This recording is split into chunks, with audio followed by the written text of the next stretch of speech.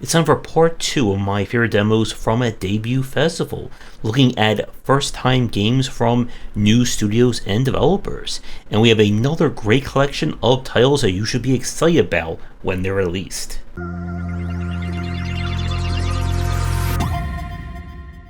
We're beginning things with Chip, Rescuer of Kittens. This is a Game Boy inspired Metroidvania when you come to a strange planet in order to save all the cats from evil. And you're going to have to run around and shoot a whole lot of characters in order to do so. The demo that we put here feels a little bit on the basic side. There are of course some very obvious nods to classic games.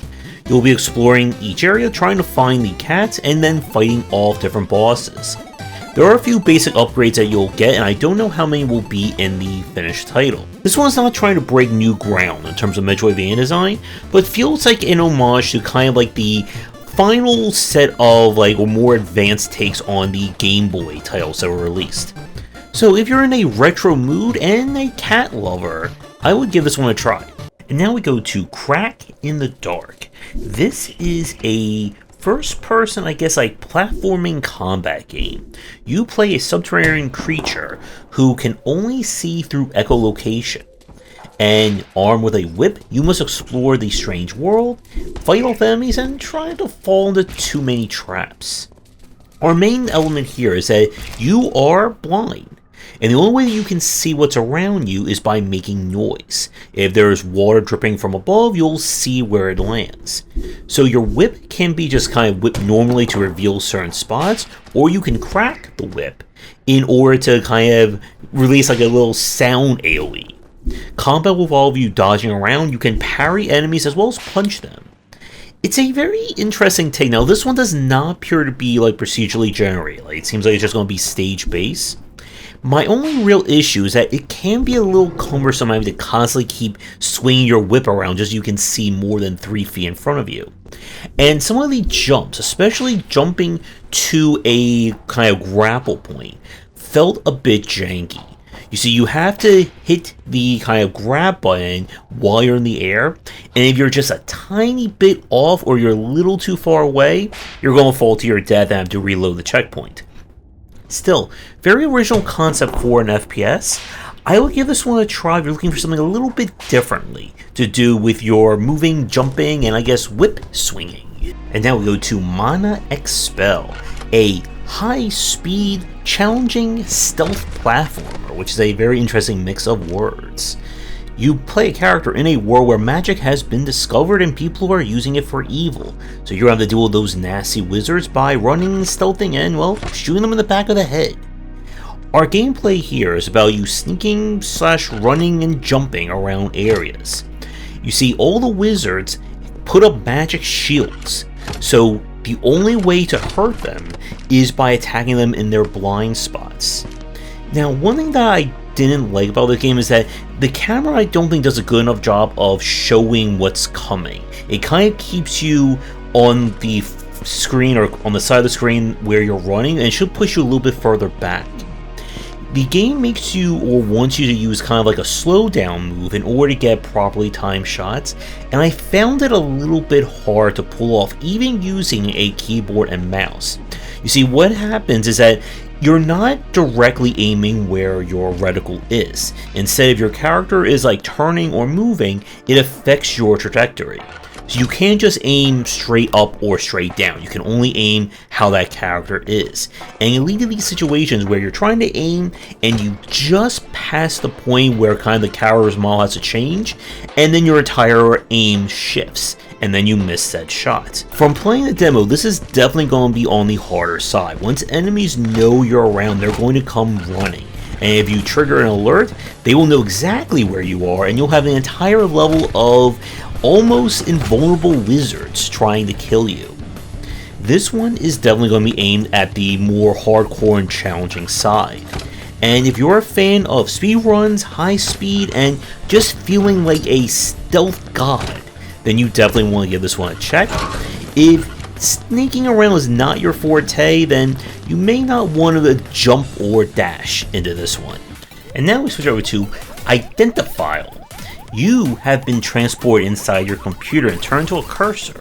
In order to get out, you must explore, defeat viruses, and try to get hit along the way.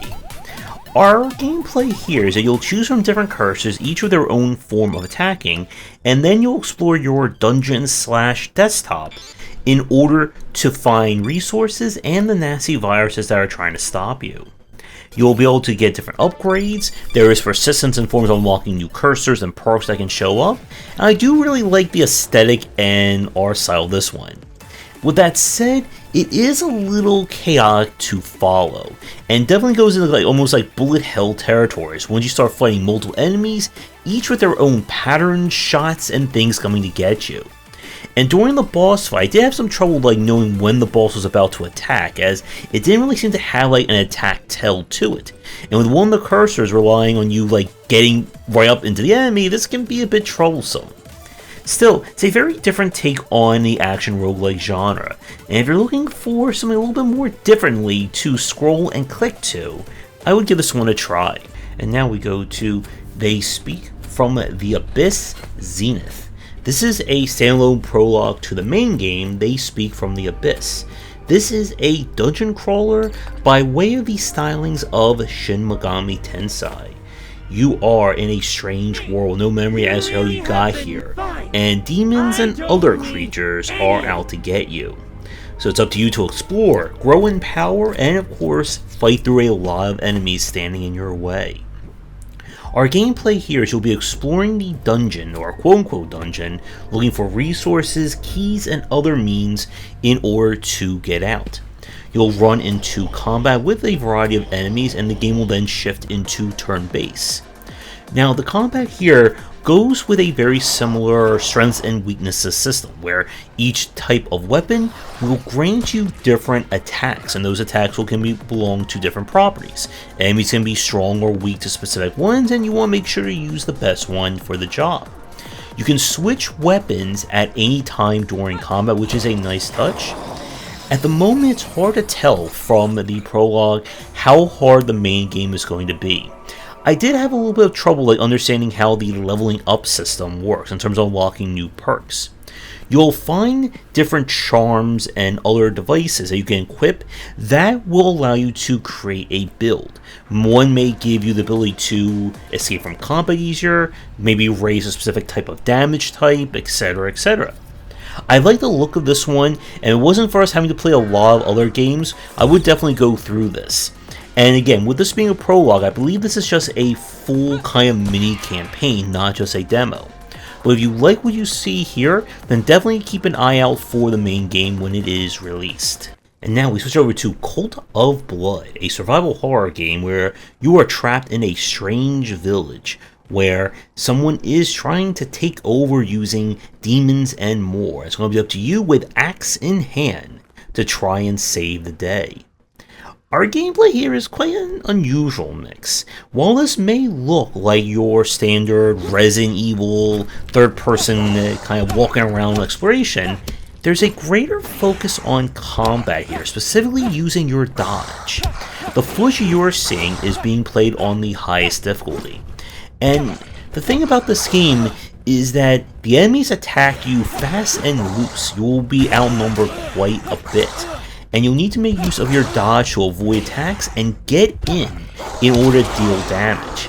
Enemies can hit very hard in this one. The range combat is admittedly a little bit poor, at least from the demo.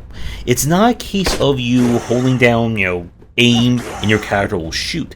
You have to maneuver the reticle while you're aiming in order to try and get them, but it locks onto each individual character, so you can't just free aim.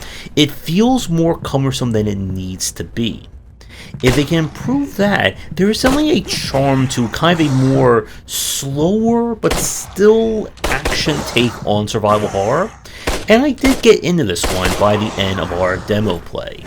So it is a bit rough around the edges, but if you are looking for another horror game to check out, I would at least give this one a try and see if it works for you. And now we go to Project Amica for a bit more brighter take on combat.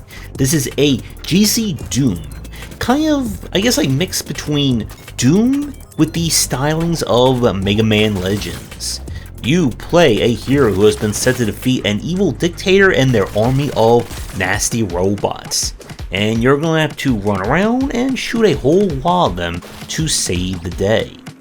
The game is going for more of a open-ended approach, so it's not a case of you having to go from level to level, but moving from section to section, finding upgrades, new weapons, secrets, and all that great stuff. You'll get access to different abilities, of course a double jump. Each one of your weapons has a secondary power. Your normal blaster can release like homing bats, your shotgun can be charged up, and we get more and more as the game goes on. I really like the look of this one. It's very charming to play, and it definitely like feels different from some of the other ones that we've checked out. It's hard to tell from the demo just how more evolved or difficult the finished game is going to be. I found it to be a bit on the easier side, but again, you're telling someone who's played a whole lot of GC, Doom, and FPS titles. If you're a fan of FPSs looking for a very charming one to check out, I would definitely give this one a play. I am really interested to play the main game as well, and do some more robot blasting when the time comes. And we leave the bright colors behind for some old-fashioned horror with, I'm pretty much going to butcher this name, Guaishou. This is, I guess, a mix of Junji Ito horror with the likes of Flashback or Out of This World. You are exploring a city that has been besieged by strange and very multi-limbed creatures. And your only defense is light-based weapons that you must use to keep one step ahead of them. This is going for kind of more on the, I guess, like puzzle platformer or kind of like action puzzle style of those older games. Your main thing is you're going to be exploring, trying to figure out how to get from point A to point B alive, get past or defeat the monsters, all while exploring this very beautifully disturbing world. This one looks like it could be on the trickier side. You only have one hit, and then you are dead. And it's definitely going to be more, I would say, for fans only for a more harder take. But I'm definitely intrigued to see kind of where the main game will go. There will be any kind of upgrades, more enemies, more items, that kind of thing.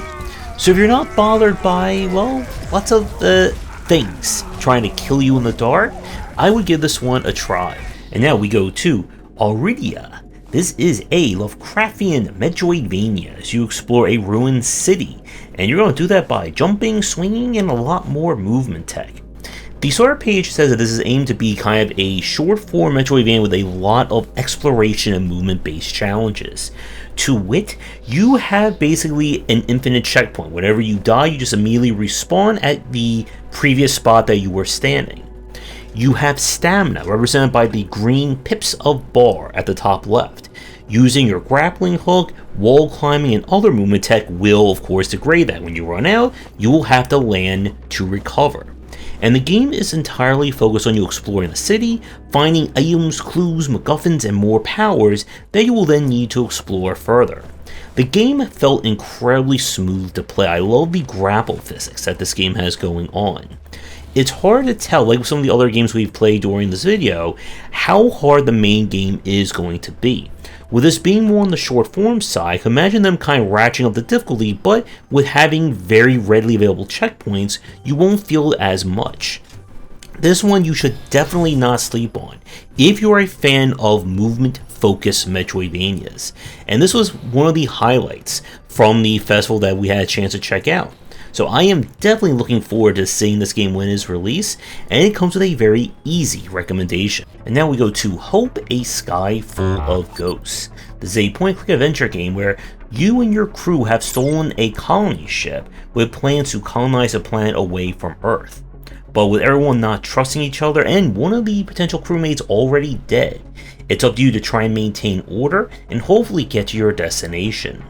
This is a choices matter style adventure game as you'll solve puzzles, explore the place, and make very snappy and important decisions when they come up. The game makes use of a multitude of mini-games to activate or do specific tasks, and I like the look of this one. the controls feel a little bit sluggish in spots. Like, you can't just like go through a door, you have to wait for the door animation to go through. And it's very easy to kind of not pay attention to which icons over which object when there's a lot of things really close together. I'm interested to see where this one will go and just how far kind of the story will develop. So I would recommend this one if you're in the mood for another very interesting and story-filled point-and-click adventure. And now we go to Dead Station Files. This is I guess in a way, like a puzzle roguelike. You are trying to guide people to safety aboard a ship that has been invaded by something. And in order to get them to the escape pods, you must explore deck by deck and try to get them through each area alive. Now, this is all being shown through the GUI of kind of like the ship's security monitors. In this one, your mission in each area is to complete a specific goal and then get to the exit. You can scan to locate life forms, and you cannot be in the same room as one or will hurt your oxygen supply.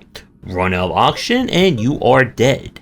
You can pick up items that can aid you or things that allow you to do more scans, detect more things, and you can also interact with different rooms.